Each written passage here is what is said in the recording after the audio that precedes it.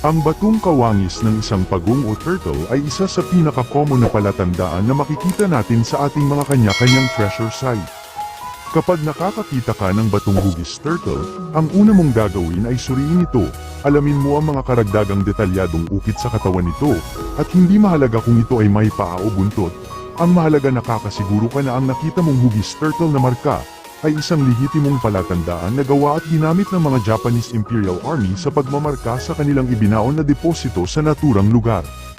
Mas pagtuunan mo ng pansin ang direction kung saan nakaharap ang ulo nito, at ilang mata ang naka-indicate sa nasabing pagong na palatandaan. Kung sakaling ang naturang pagong na marka ay may naka-indicate na dalawang mata, ibig sabihin ang direction na kinakaharap ng ulo nito, ang tamang direction na dapat mong sundan. Ganun din kapag walang mata na naka-indicate sa ulo nito. Kung sakaling isang mata lang ang nakikita mong nakaukit sa ulo nito,